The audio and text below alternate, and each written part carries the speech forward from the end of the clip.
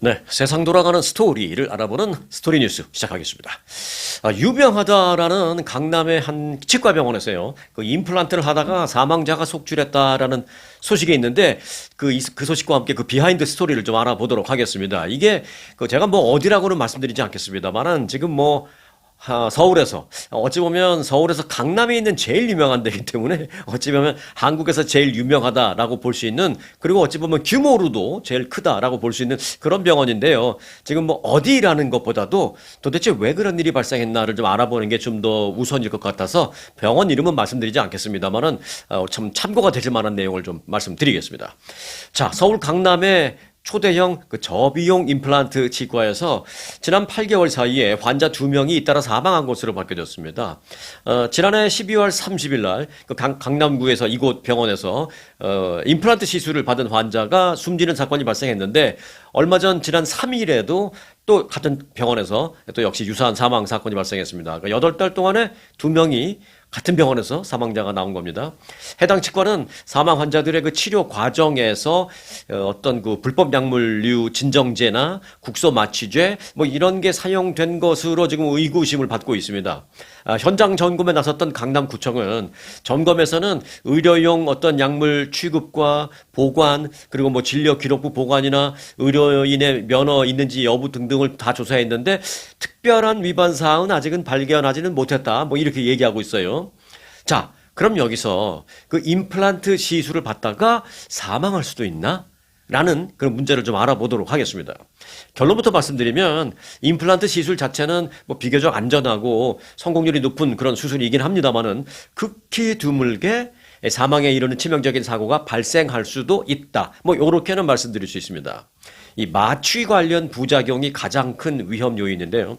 임플란트는 뭐 잘 아시는 대로 일반적으로 임플란트 하나, 2개 정도 할 때는 그냥 국소 마취를 하죠. 그런 경우가 대부분입니다만은 뭐 환자가 지나치게 무서워 좀 두려워한다거나 불안해한다거나, 그래서 이제 그걸 좀 줄여주기 위한 어떤 목적이 있다거나, 아니면 임플란트를 한두 개가 아니라 여러 개를 동시에 한 번에 이렇게 해야 되는 그런 상황이 있을 때 진정제를 투여한 그런 수면 마취나 어떤 강력한 그런 그 약품을 함께 사용하는 경우가 있다라고 합니다. 이때 마취제나 수면 유도제를 좀 과다 투여하거나, 또는 환자 상태에 따라서 조금씩 다를 텐데 환자의 호흡이나 어떤 맥박 상태를 실시간으로 모니터링하는 도중에 응급 상황이 발생했을 때 제대로 대처하지 못했을 경우, 또는 그런 경우에 제대로 대처할 수 있는 전문 의료인이 상주하고 같이 있지 못하는 그런 경우에, 이런 경우에 치명적인 사망사고가 발생할 수 있다라는 것입니다. 자, 이런 경우에는 기도 폐쇄 또는 그러니까 저산소증, 그리고 뭐 심정지 등으로 이어져서 사망에 이를 수도 있습니다.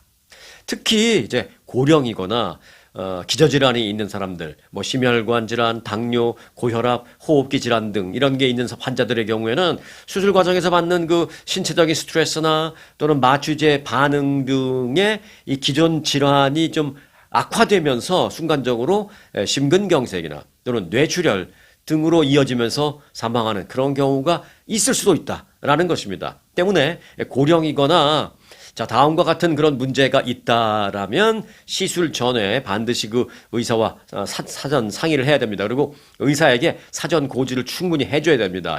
내가 이런 기저질환이 있고 이런 뭐 몸이 안 좋은 상태인데 정말 괜찮겠느냐.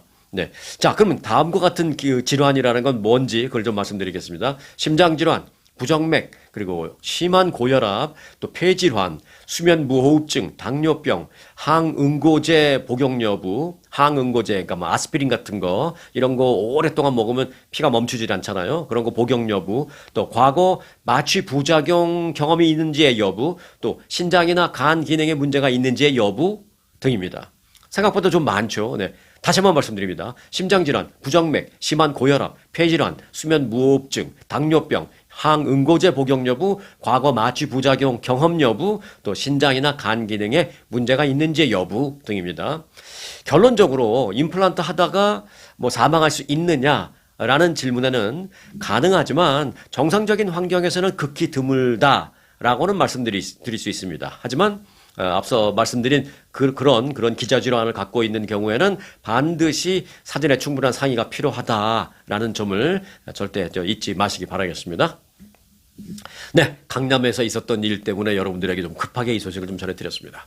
자, 미국에 대한 그 한국인들의 호감도가 지금 역대 최저 수준으로 떨어졌다라는 좀 안타까운 그 여론조사 결과가 나왔습니다. 미국의 대표적인 여론조사 기관이죠. 퓨 리서치 센터. 여기서 지난 20여 년간 한국인들을 대상으로, 이게 뭐 꼭 한국 사람만 하는 건 아니에요.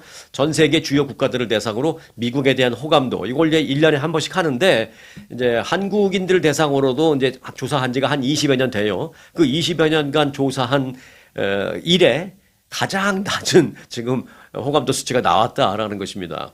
자, 퓨 리서치 센터가 발표한 여론조사 결과를 보면 미국에 대한 비호감이다라고 답변을 한 한국인의 응답자가 55%였습니다. 작년에는 39%였는데요. 1년 만에 16%포인트나 이 비호감 응답자가 늘어난 겁니다. 이건 정말 생각해 볼 부분이 많습니다. 반면에 미국에 대해서 호감이다라고 이번에 응답한 비율은 45%로 작년보다 16%포인트 떨어졌습니다. 자, 특히 비호감이다라고 답한 사람들 중에서 매우 비호감이다 라고 좀 심하게 응답을 한 비율은 작년에는 9%였는데 올해는 딱 2배, 18%로 올라갔습니다. 자, 미국에 대한 한국인의 부정적인 견해가 50%, 지금 올해는 55%라고 말씀드렸잖아요. 네. 그렇게 50%가 넘어간 것은 이번이 처음입니다. 과거 미국에 대한 비호감이 50%로 나왔던 적이 한 번 있었는데, 그때보다도 이제 많이 올라간 건데, 그때 이제 딱 50% 나온 적이 있었어요. 그게 언제냐면, 2003년. 그때 이제 무슨 일이 있었냐면, 한국에서 미군이 이제 군사 훈련을 하면서 그 탱크, 이 장갑차가 지나가면서 참 안타까운 사고가 났잖아요. 그래서 미선양, 효순양 이 두 명의 여중생이 거기서 이제 불의의 사고로 이제 생명을 잃게 되는 그런 일이 있었죠. 그래서 그때 주한미군도 막 미워하고 또 대처를 제대로 뭐 발빠르게 하지 않는 미국에 대해서 막 또 좀 울분도 토하고 이제 그런 일이 있었습니다. 그때가 딱 50%였어요. 비호감이. 그런데 지금 그때보다 더 높은 55%가 나왔다는 것입니다. 특정 사건으로 인해서 일시적인 반미 감정이 확산됐던 그때도 그냥 50이었는데 올해는 역대 최고인 55%가 나왔다라는 점은 참 좀 마음 안 좋은 얘기입니다. 미국에 대한 신뢰도가 이제 낮아지는 것이, 호감도가 이제 많이 낮아졌다라고 볼 수 있는데, 자, 뭐 이번 그 퓨 리서치 센터는 그 조사한 다음에 조사 결과만 딱 발표했지. 그럼 왜 이렇게 비호감도가 높아졌을까? 그런 원인 분석은 안 했어요. 그냥 팩트만 발표를 했습니다. 자, 지금까지 말씀드린 건 미국에 대한 비호감도. 그러니까 미국 사람들에 대한 건 아니고요. 그냥 미국이라는 국가에 대한 한국인들의 이제 얘기인데, 비호감도가 이렇게 뭐 높아졌다라는 얘기를 전해드렸습니다만, 뭐 비슷할 수도 있습니다만, 어찌 보면 조금 다른 어떤 신뢰도 같은 거에 대한 조사도 있었는데, 신뢰도 역시 많이 낮아진 것으로 나타났습니다. 한국인 57%가 미국을 신뢰할 수 있겠느냐라는 질문에 미국을 신뢰할 수 있는 파트너다 라고 답변했습니다. 57%. 그러니까 호감도는 많이 안 좋아졌지만 그래도 미국은 신뢰할 수 있는 파트너다라는 응답은 다행히도 50% 이상 나왔습니다. 57%. 네, 이 부분은 그래도 조금 다행이다라는 생각이 듭니다. 바이든 행정부 시기인 2022년에 똑같은 조사가 있었는데 신뢰도에 대한 그때 응답률은 굉장히 높았어요. 83%가 미국을 신뢰할 수 있는 파트너라고 생각한다 그러는데 이번에 다행히 50은 넘었지만 그래도 그 전에 비하면 많이 떨어졌다는 걸 알 수 있죠. 2022년에 83%였는데 지금은 57%. 그러니까 26%포인트가 좀 낮아진 그런 수치입니다. 네. 한국과 미국이 지금보다는 훨씬 더 좀 신뢰할 수 있는 좋은 우호적인 그런 감정 또는 그런 관계, 이걸 빨리 좀 회복했으면 좋겠다라는 생각이 듭니다. 특히 이제 미국에 살고 있는 우리들은 더더욱이 그런 생각이 들죠. 또 더더욱이 이런 뉴스를 접하면 더 좀 민감하죠. 우리는 미국이기도 하고 또 한국이기도 하고 양쪽을 다 이해할 수 있고 또 양쪽이 다 잘 되길 바라는 그런 미주 한인이기 때문에 이런 뉴스는 우리에게 조금 민감하게 들리는 그런 뉴스이기도 합니다. 자, 연방 대법원이요. 우편 투표를 일부 제한하는 그 트럼프 대통령의 그 행정명령에 대해서 트럼프 대통령의 손을 들어 주었습니다. 네. 다만, 이 법적인 장애물이 완전히 제거되는 것은 아니어서 11월 중간선거 전까지 이 행정명령을 시행할 수 있을지, 집행할 수 있을지는 조금 불투명한 부분도 좀 있습니다. 자, 일단 그 연방 대법원은 트럼프 대통령이 서명한 그 우편투표 개편과 관련된 행정명령을 올해 중간선거에서 시행해도 된다라고 손을 들어 주었습니다. 보수 성향 대법관 6명이 찬성했고, 진보 성향 대법관 3명이 반대했습니다만은 6대3으로 이제 통과가 된 거죠. 판결이 내려진 거죠. 행정명령 시행이 만일 금지되면 트럼프 행정부가 회복 불가능한 피해를 볼 그런 가능성이 있다라는 게 연방 대법원의 그 판결 그 취지였습니다. 그러니까 이거죠. 법적인 걸 떠나서 이걸 지금 금지하게 되면 엄청나게 큰 피해가 될 수 있기 때문에 일단 시행하는 걸 허가한다 뭐 이런 거죠. 그래서 대법원은 이번 긴급 신청에 대한 처분이 정부가 이 명령을 이행하기 위해서 취하는 모든 조치가 반드시 합법적인 것으로 우리가 인정해 주는 것은 아니다. 라는 이런 토를 달았어요. 정부가 이걸 하기 위해서 우편투표를 개편하기 위해서 취하는 모든 조치가 다 합법적인 것을 우리가 인정해 주는 것은 아니다. 하지만 이것을 금지할 경우에 지금 뭐 시간도 많이 안 남았고 그래서 이제 또 돌이킬 수 없는 큰 피해가 발생할 수 있음을 감안해서 일단 시행할 수 있도록 해준다. 법적인 어떤 판단 여부는 추후에 맡긴다라고 말했습니다. 그러면서 연방 대법원이 뭐라고 또 거기다가 이제 토를 달았냐면 부연 설명을 했냐면 법적인 합법 위법 여부 거기에 대해서는 시간이 지나면 알 수 있을 것 이렇게 써놨습니다. 저는 이 부분은 조금 이해가 안 돼요. 그래도 사법부에서 이걸 그냥 역사의 판단에 맡기겠다. 약간 이렇게 한 건데 그렇게 어떤 판단을 받아보자고 올라갔는데 이 그냥 역사에 맡겨 이렇게 해버린 건가? 뭐 이런 생각이 들어서 이 부분은 조금 저는 개인적으로는 지금 이해는 안 가는데 그러니까 제가 마음에 든다 안 든다 이런 걸 떠나서 그 법과 관련해서 조금 이해가 안 되는데 일단 연방 대법원은 사안의 시급성은 아마 이제 더 우선순위로 둬서 그렇게 일단 판결을 내린 것 같다라는 그냥 그렇게 이해를 합니다 저는. 자, 행정명령 자체에 그래서 적법 여부를 판단하는 것은 아니다라는 게 이제 대법원의 판결 요지에 나오는 문구인 것 같은데 일단 중요한 거는 여하튼 대법원에서 이제 행정부의 손을 들어줬다라는 것입니다. 그래서 아무튼 11월 중간 선거를 앞두고 어떤 형태로든 선거 방식을 뜯어고치려는 그 트럼프 대통령의 그 행보에는 상당한 의미 있는 판결이 어제 나왔다. 이렇게 볼 수는 있습니다. 선거 방식을 수정하기 위한 트럼프 대통령의 행보에 좀 탄력을 받을 수 있지 않을까, 또 탄력을 받을 수 있는 어떤 계기가 되지 않을까, 뭐 이렇게 생각이 됩니다. 자, 프리웨이에서 막 고속으로 가고 과속으로 가면 어떻게 돼요? 네, 경찰한테 잡히죠? 티켓 받죠? 네, 그런데요. 프리웨이에서 늦게 가는 차량을 적발하는 플로리다주 경찰들 스토리를 좀 하나 전해드리겠습니다. 근데 사실 제가 이제 조금 재미있게 표현하고 지금 플로리다주가 요거를 좀 눈에 띄게 하고 있어서 그런 건지 사실 다른 주라고 이런 게 없는 건 아니에요. 자, 일단 플로리다주에 계시는 구독자님들도 꽤 있는 것으로 제가 이제 알고 있는데요. 제가 이제 드리는 이 말씀 제대로 얘기를 하고 있는 건지 플로리다 주에 사시는 분들만큼 제가 어찌 알겠습니까? 잘 듣고 계시다가 제가 제대로 얘기를 하는 건지 좀 댓글로 좀 알려주시기 바라겠습니다. 자, 플로리다 주의 오렌지 카운티라고 있어요. 여기 캘리포니아 주도 LA 남쪽에 우리 한인들이 엄청나게 많이 살고 있는 대표적인 게 오렌지 카운티잖아요. 플로리다 주에도 있어요. 사실 거기가 더 오렌지 카운티죠. 오렌지가 더 진짜 오렌지죠. 자, 여하튼 플로리다주 오렌지 카운티 그 셰리프국은 느리게 운전하는 차량을 지금 대대적으로 적발하고 있다 이렇게 말했습니다. 그런데 뭐 아무나 한번 느리다고 그러는 건 아니고 맨 왼쪽 레인을 가면서 느리게 가는 차량을 적발하는 거예요. 비교적 빨리 좀 달리는 그 맨 왼쪽 차선에서 교통 흐름을 방해할 정도로 느리게 운전하는 그 운전자에게 벌금을 부과하고 있는 것입니다. 자, 플로리다 주 법에 의하면요. 뒤따라오는 차량이 자꾸 이제 추월을 시도할 경우에 앞에 느리게 가는 차량은 도로 상황이 허락되는 한 그 앞에 있는 차는 오른쪽으로 차선을 비켜줘야 됩니다. 오른쪽으로 자기 차를 좀 비켜줘야 돼요. 뒤에 있는 차가 패스해서 갈 수 있게.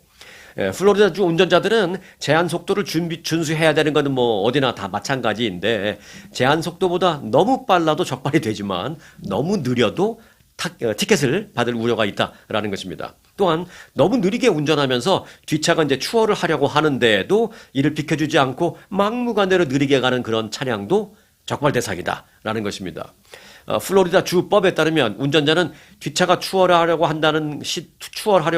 시도한다라는 사실을 내가 알았을 경우에 느리게 가던 앞차는 오른쪽 차선으로 비켜줘야 한다라고 이제 되어 있는데 단 조건은 오른쪽 차선이 하나 더 있을 때 얘기예요. 차선이 1차선이 하나밖에 없으면은 뭐 이건 상관없는 거고요. 할 수 없는 거고 차선이 2개 또는 그 이상일 때 비켜줘야 된다. 이렇게 그 법으로 되어 있습니다. 자, 플로리다주 오렌지 카운티 셰리프국은 맨 왼쪽 차선에서 추월하지 못하는 운전자들은 뭐 여러분들 경험 있으시죠? 내가 좀 무슨 생각하고 이렇게 가다가 어느 순간 나도 모르게 좀 천천히 늦게 가는 그런 경우가 있잖아요. 근데 뒤에 보니까 막 헤드라이트 하이빔 켜고 요즘은 그래도 이제 뭐 홍크하고 그러는 거는 좀 적지만 홍크하면 정말 화나죠. 네, 그것까지는 아니지만 막 하이빔 켜고 막 나왔다 들어갔다 뭐 딱 봐도 아우 얘가 그냥 난리가 났네 아시잖아요. 그럼 얘 웬만하면 비춰주긴 하는데 그럼에도 불구하고 무언가 골똘히 생각하고 가거나 이런 경우에는 뒤에서 그러는지 모르게 천천히 가는 경우도 있잖아요. 네, 이럴 때 어때요? 뒤에서 막 난리가 났잖아요. 막 제껴서 패스하려고. 그래서 그런 경우에 뒤에서 그렇게 다급해하는 그런 운전자들이 또 성미 급한 그런 운전자들이 앞차가 좀 비켜주면 휙 그냥 갈 텐데 안 비켜주면 그냥 난리가 나면서 오히려 더 위험한 상황을 만들게 된다. 그러니 비켜줘야 하고 비켜주지 않으면 안 비켜준 사람에게 티켓을 발부하겠다. 더 위험한 상황을 만들지 않기 위해서. 이게 이제 플로리다주 경찰이 하는 얘기입니다. 그래서 너무 늦게 가는 차량을 적발하는 건 플로리다주뿐만이 아니라 뭐 다른 데도라고 말씀드렸잖아요. 근데 여기 캘리포니아주도 사실은 마찬가지입니다. 그래서 이제 트래픽의 흐름에 따라서 맞춰서 가야지 너무 빨리 가도 잡히지만 너무 느리게 가도 이제 잡힌다 이거죠. 뭐 너무 느리게 가면 사실 경찰이 당신 너무 느리게 가서 잡았어라고 하기보다는 굉장히 늦게 가는데 이렇게 늦게 가는 어떤 뭐 문제가 있느냐? 그 문제가 있는지 걱정이 돼서 일단 당신을 세워봤다. 처음엔 딱 그렇게 얘기하죠. 네. 여하튼 여기도 이제 캘리포니아도 마찬가지입니다. 캘리포니아는 그런데 이제 플로리다 주 제가 아까 주법을 말씀드렸잖아요. 그렇게까지 뭐 디테일하게는 법이 뭐 되어 있지 않습니다만은 여하튼 비슷한 법이 여기도 있습니다. 여하튼 그 플로리다 주에서 당분간 운전하실 때에는 반드시 이 부분 명심하시기 바라겠습니다. 빨리 가기 싫으시면 그냥 비켜주시는 게 최고다 이렇게 생각하시면 되겠습니다. 자, 캐나다를 때렸는데 미국이 아파한다라는 스토리를 한 가지 좀 전해드리겠습니다.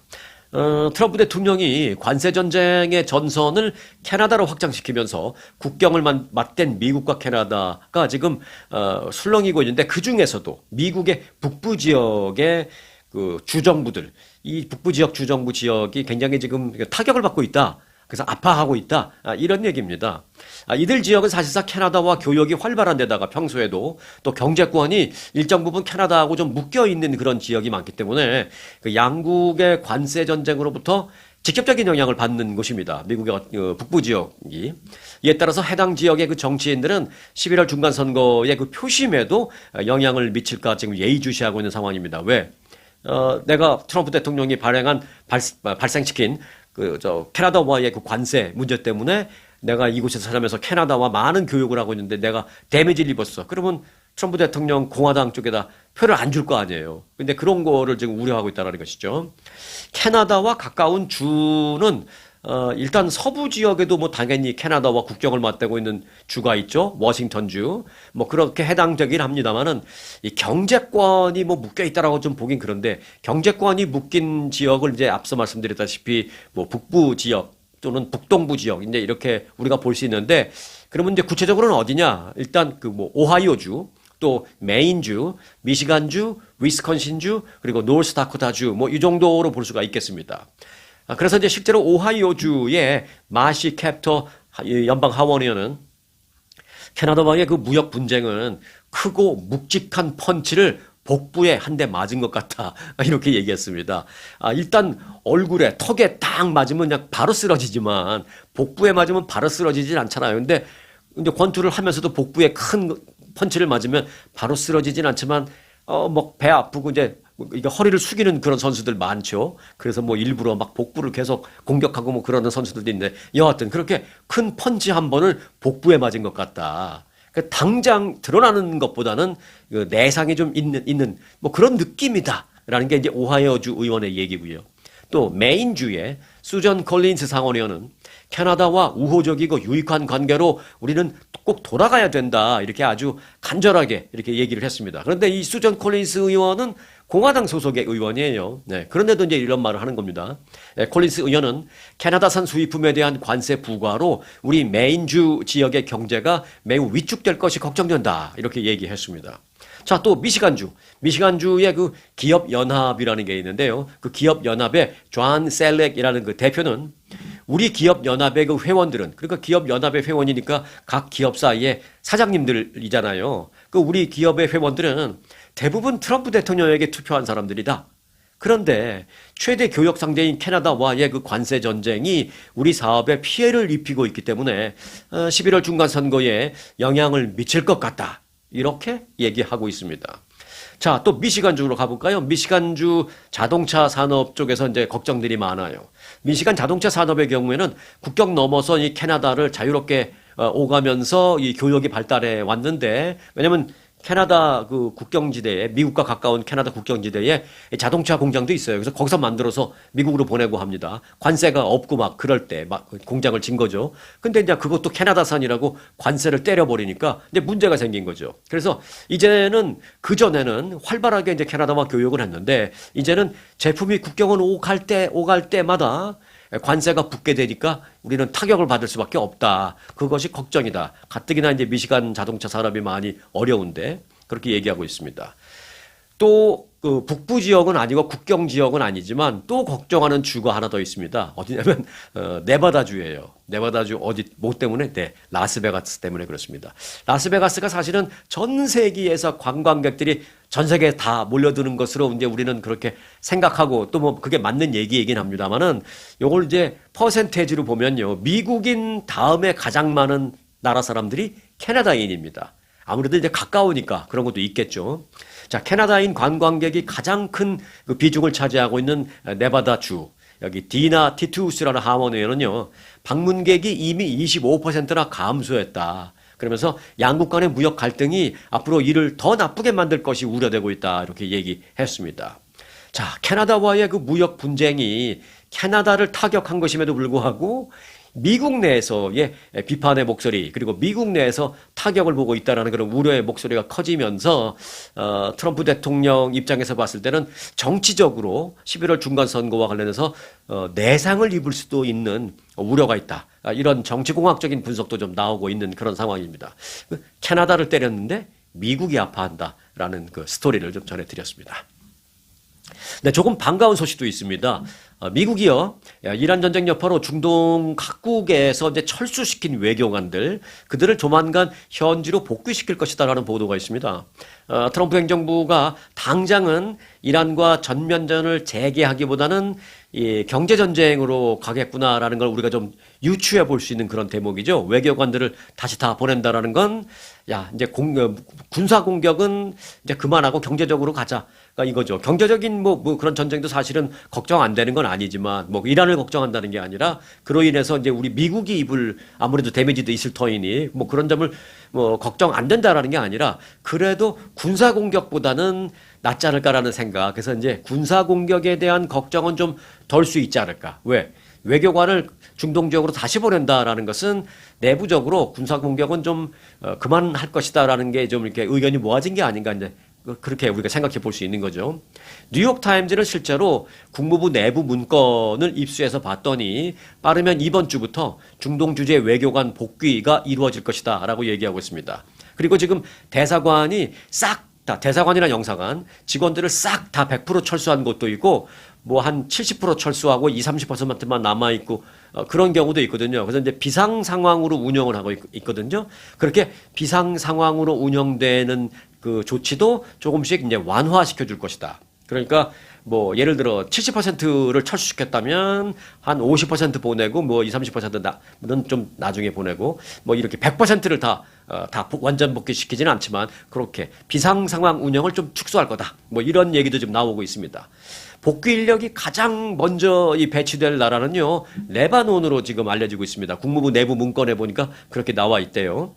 레바논 주재 미국 대사관 제일 먼저 복귀시킬 거고, 그 다음이 이제 이스라엘, 요르단, 그리고 오만 주재 공관들이 외교관이 이제 복귀할 예정인데, 지금 말씀드린 요 네 나라의 외교관들은 조만간 100% 복귀시킬 것이다 라는 얘기가 나오고 있습니다. 자, 그리고 그 외에 아랍에미리트, 사우디아라비아, 그리고 카타르 등은 우선 정원의 85%를 복귀시킬 거고, 이라크, 쿠웨이트, 바레인은 정원의 75%를 복귀시킬 것이다. 이렇게 이제 문건에 되어 있다라고 합니다.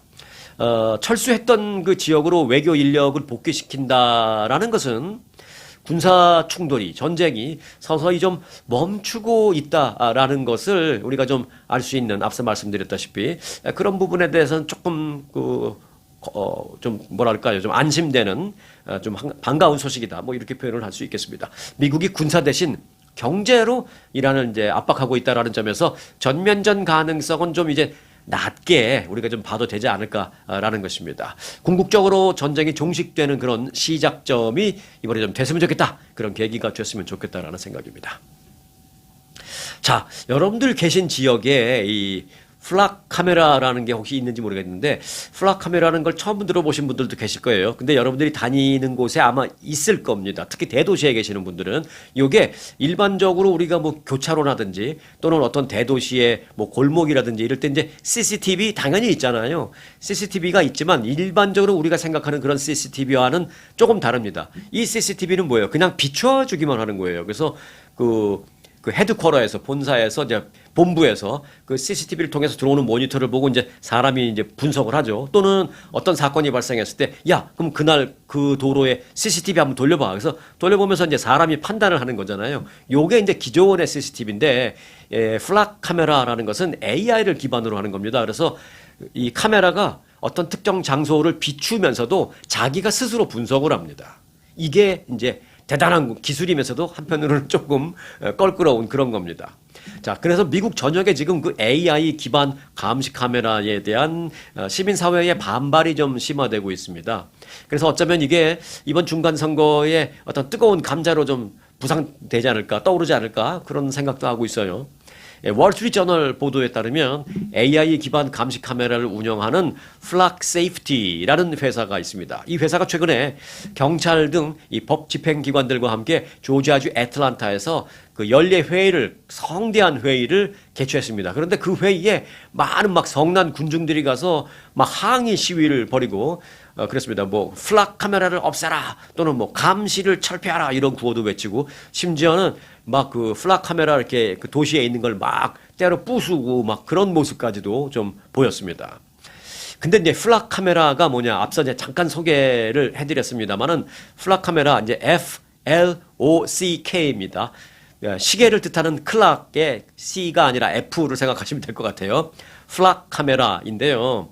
이건 말씀드렸다시피 AI 기반인데, 예를 들어 차량 번호판을 인식한다든지, 예를 들어 그 플락 카메라를 딱 비치고 있는데 컴퓨터로 뭐 이런 그 차량 번호판 그 인식이 되면 바로 경고를 띄워줘, 뭐 이런 걸 미리 이제 프로그램을 입력해 놓으면 카메라가 보고 있다가 그런 자동차 번호판을 다는 차량이 지나가면 딱 스스로 인식해서 띠띠띠띠 하고 이제 경고음을 해주는 거죠. 또 어떤 인물들, 어떤 사람 사진 같은 거 집어넣고 이런 사람이 지나가면 바로 경고해줘, 뭐 이런 거. 그걸 카메라가 직접 혼자서 분석하는 겁니다. 도로 주변이나 주거지역 입구 등에 설치돼서 지나가는 모든 차량의 번호판, 모든 차량의 모델, 색깔, 그리고 뭐 사람의 얼굴, 이런 거를 실시간으로 인식하고 분석하고 기록합니다. 범죄 차량 수색이나 용의자 추적 등 치안 유지 및 범죄 예방을 목적으로 지금 미국 대도시는 거의 대부분 이게 여러분이 알든 모르든 상당히 많이 설치되어 있습니다. 그런데 이제 일부 주민들은 그런 걸 싫어하는 거죠. 뭐 그 사람들이 범죄자라서 싫어하는 게 아니라, 이게 무슨 빅브라더냐? 왜 우리를 너무 감시하는 거 아니냐? 이제 이런 거죠. 이 플락 카메라라는 것은 그런데 이제 여러분이 다니다 보면은 유심히 보면은 조금 센스 있는 분들은 좀 구별하실 수도 있어요. 일반 CC 카메라는 이제 동그란 주먹만한 게 이렇게 비치고 있잖아요. 근데 요거는 그거보다 큽니다. 일반 우리가 이제 신발 사면은 신발 상자에 들어오잖아요. 신발 박스, 슈 박스. 그 신발 상자 크기의 카메라입니다. 현재 미 전역에 알게 모르게 얼마나 지금 이게 설치되어 있냐? 12만 대가 설치되어 있습니다. 그리고 이곳이 설치되어 있는 지역은 한 6천 곳 됩니다. 그러니까 웬만한 대도시에는 다 돼 있다. 그리고 웬만한 큰 길가에는 돼 있다. 뭐 작은 골목까지는 아니지만 그렇게 생각하시면 되겠습니다.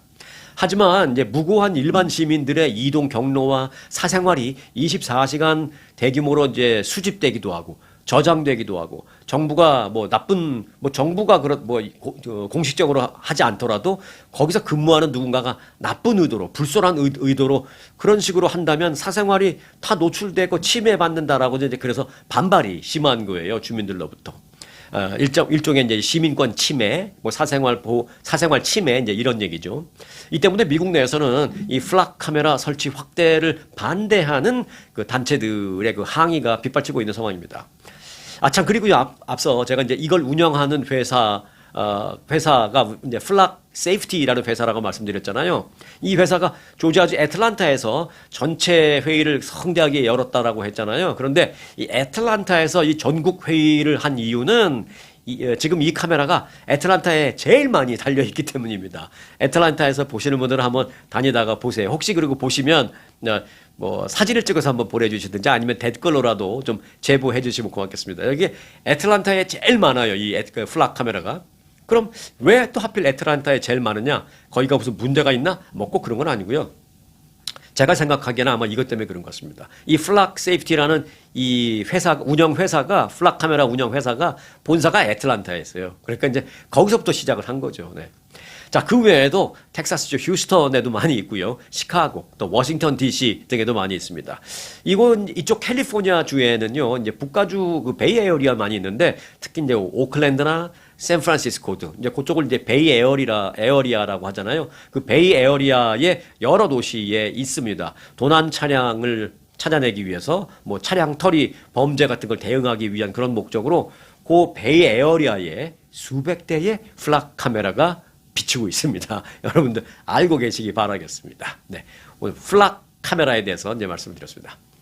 네, 몇 가지 정보를 좀 드릴까요? 그 애플이 AI 칩, 지금 이제 앞서 말씀드린 그 플락 카메라도 단순한 그 카메라가 아니라 자기가 스스로 분석하고 하는 AI 카메라라고 말씀드렸잖아요. 네, 요즘은 AI가 대세죠. 네, 애플이 그런데 AI 칩을 탑재한 신형 맥 미니를 공개했습니다. 네, 애플은 항상 맥이 붙죠. 네, 근데 그 맥 컴퓨터인데 조금 작게 나온 미니 노트북 맥 미니. 애플은 인공지능에 초점을 맞춘 신형 맥 미니를 선보였고 예약 판매에 들어갔습니다. 지금 공식적으로 매장에 있진 않아요. 그런데 이제 예약을 지금 받고 있습니다. 혹시 여러분들의 자녀분들이나 뭐 조카 또는 손주 손녀분들이 혹시 이거 필요하신 분이 있으면 빨리 얘기해 주세요. 지금 예약 판매 좀 있으면 이제 마감됩니다. 애플이 지난 2024년 10월에 그 맥 미니를 그 신제품을 출시한 이후에 한 2년 만에 지금 처음으로 나오는 신제품이라서 지금 핫하게 인기가 있어서 금방 예약 끝날 겁니다. 정식 출시는 언제냐? 다음 달 22일입니다. 그런데 뭐 그 전에 이미 예약으로 완판될 겁니다. 가로 세로 5인치의 초소형 컴퓨터 신형 맥 미니는 세계에서 가장 빠른 단일 스레드 성능이 구현됐다라고 이제 애플이 그렇게 얘기하고 있습니다. 그래서 AI의 성능을 기존보다 최대 4배 높였다. 애플은 이렇게 말하고 있습니다. 그래서 요즘 그 젊은이들이 조금 작아도 이렇게 AI 기능이 빠른 것 굉장히 좋아합니다. 이번에 출시된 신형 AI 그 맥 미니 그 AI 열풍에 따라서 이제 메모리 반도체가 굉장히 비싸잖아요. 그래서 요즘 삼성전자와 SK 하이닉스가 엄청나게 돈 벌잖아요. 그 AI에 필요한 그 반도체가 없어서 못 사니까. 그게서 가격이 많이 올라갔습니다. 그래서 이 맥 미니도 그 AI에 특화된 칩을 넣어야 되기 때문에 가격이 많이 올라갔어요. 애플은 지난 5월에 기존 $599짜리 기본형의 구성을 다 없애버렸습니다. 그러니까 애플에서 $599짜리는 없어졌고요. 그 맥 미니의 시작 가격을 $799로 올린 바 있습니다. 그런데 이번에 나오는 신제품, 지금 예약받는 제품의 경우에는 시작 가격이 $899 부터 시작합니다. 뭐 싸지는 않습니다만은 애플은 뭐 싸지는 않아도 참 젊은 사람들이 좋아할 만큼 물건은 잘 만들긴 하죠. 네. 맥 미니 시작 가격 $899짜리. 지금 예약 받고 있는데 조만간 예약도 완판될 것이다 라는 얘기입니다. 유명 도넛 체인에서요, 한 직원이 매장 주방에 발을 올리고, 보면 이제 매장에 주방에 있으면 이제 설거지 하는 데 있고 그러잖아요. 근데 거기에 허리 높이만큼 이제 높죠. 그 위에 이제 발을 올리고 발을 씻는 모습이 포착이 돼서 지금 논란이 되고 있습니다. 최근에 틱톡에는요, 뉴욕 스태튼 아일랜드 인근의 한 도넛 매장 주방을 촬영한 영상이 올라왔는데, 이게 지금 논란이 되고 있습니다. 그 공개된 영상을 보니까 그 매장 주방 싱크대 앞에서 한 남성 직원이 발을 이렇게 올려서 그 설거지하는 데다 발을 올려놓고 비누로 발을 씻는 모습이 고스란히 영상에 담겼습니다. 이 해당 행동은 이슬람교의 전통인 그 어떤 정화 의식이라고 하나요? 그 우두라는 그 의식을 한 것으로 예정됩니다. 이제 이슬람교가 이제 절 하루에 5번인가요? 그 하기 전에 이제 몸을 정결히 해야 된다 그거 있잖아요. 그래서 이 우두라는 것은 무슬림. 그러니까 여러분들 아시죠? 이슬람이라는 종교를 얘기할 때는 이슬람이지만 이슬람이라는 종교를 믿는 신도들을 얘기할 때는 무슬림이라고 말하죠. 네. 무슬림들이 하루 5차례 그 기도하는 그 살라를 하는데 그걸 앞두고 손, 얼굴, 팔, 뭐 다리 등을 닦는 그 정화 의식을 하는 걸 우두라고 합니다. 그래서 아마 이 직원이 그 우두 의식을 때문에 그러니까 살라를 하기 위한 우두를 하기 위해서 발을 그렇게 닦았지 않나 그런 얘기를 하는 겁니다. 하지만 이제 누리꾼들은 다 좋다, 다 좋은데 이걸 행한 장소가 부적절하다라는 데 비난이 일고 있는 겁니다. 음식을 조리하는 상업용 주방에서 조리구역과 불과 뭐 몇 인치 떨어지지 않은데 설거지하는 싱크대가 이제 조리구역하고 붙어 있나 보죠. 거기서 싱크대에 발을 집어넣고 발을 씻는 행위는 위생상 문제가 있다라는 그런 지적입니다. 일부 누리꾼들은 음식점 주방에서 발을 씻는다는 게 상상이나 되냐, 말이나 되냐 막 이러면서 막 댓글로 비난하고 있습니다. 그래서 이제 논란이 확산되자 뉴욕시의 보건국은 이 사안을 철저히 조사하고 있다. 조사 후에 적절한 조치를 취할 것이다. 라고 지금 일단 입장을 밝혔습니다. 신성한 종교 행위를 하는 걸 뭐라고 할 수는 없습니다만은 타인에게 피해를 입히는 그런 행위는 좀 자제해야겠다라는 그런 생각입니다. 근데 또 그쪽의 입장에서 본다면 아니 이게 무슨 타인에게 피해를 입힌 거냐? 이것 때문에 피해 입은 사람 나와봐 하면 또 딱히 또 피해를 입었다라고 말할 수 있는 사람은 없어요. 다만 그걸 본 후에 나는 정말 트라우마다 정신적인 충격을 받았다. 야, 내가 저 도넛 가게에서 매일 도넛 사 먹는데 저렇게 바로 발 닦는 그 옆에서 만든 도넛을 내가 여태까지 사 먹었다는 거야? 오 하면서 난 정신적 데미지가 커요. 뭐 트라우마예요. 앞으로는 도넛만 봐도 못 먹을 것 같아요. 뭐 이렇게 얘기할 수도 있겠지만, 예, 여하튼 이건 이제 입장에 따라서 이제 시각은 이제 다를 수도 있습니다만은 여하튼 그런 일이 있었다. 그리고 사람들의 이제 비난이 일고 요게 이제 그 영상이 틱톡에서 엄청나게 퍼지면서 논란이 일고 있다라는 데까지만 여러분들에게 말씀을 드렸습니다. 네, 오늘은 여기까지 하겠습니다. 오늘도 끝까지 함께 해주신 여러분들에게는 특별한 감사를 드리겠습니다. 오늘 영상 마칩니다. 2026년 루트 66 개통 100주년을 맞아 아주투어가 특별히 기획한 미 대륙 횡단에 여러분을 초대합니다. 산타모니카에서 시카고, 나이아가라와 뉴욕, 워싱턴 DC까지 역사를 따라 맞따라 100년에 단 한 번뿐인 기회 아주투어의 루트 66 대륙 횡단으로 인생 최고의 버킷리스트를 완성하십시오. 당신의 행복한 여행 아주투어가 책임지겠습니다.